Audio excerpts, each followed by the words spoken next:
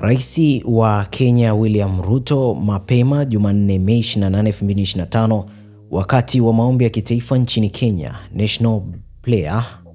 National Prayer Breakfast, amewaomba radhi wa Tanzania kwa yote yaliyotokea, akihimiza umoja na mshikamano wa raia wa nchi hizo kwa maendeleo ya Kenya na Tanzania.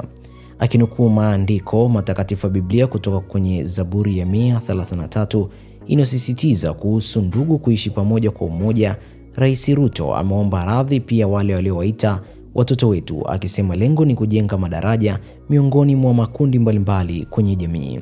Rais Ruto ametoa kauli hiyo wakati huu ambapo pia wamealikwa Watanzania waimbaji kwenda kutumbuiza kwenye ibada hiyo maalum ya kitaifa nchini Kenya kama sehemu ya kuonyesha kwamba hakuna tofauti miongoni mwa mataifa haya ya Afrika Mashariki. Tukio hilo limekuja wakati huu ambapo mitandaoni kumekuwa na hisia mseto miongoni mwa Wakenya na Watanzania zikizalishwa kutokana na tukio la kukamatwa, kuuziwa uwanja wa ndege na madai ya kupigwa kuliko wahusika wanaharakati wa Kenya Martha Karua na Boniface Mwangi.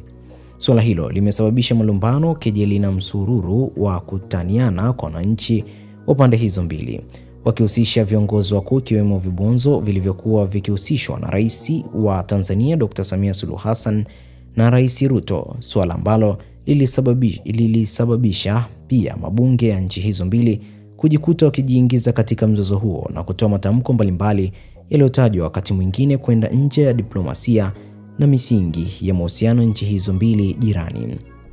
Tayari Rais Samia amesisitiza umuhimu wa kuheshimiana na raia wa nje, kutoingilia masuala ya ndani, akiviagiza vyombo vya ulinzi na usalama kuwa madhubuti na kutoruhusu ingiliwaji, na zaidi akikemea wanaharakati wa kigeni wanaokuja kufanya shughuli zao nchini kinyume na taratibu na sheria zilizopo.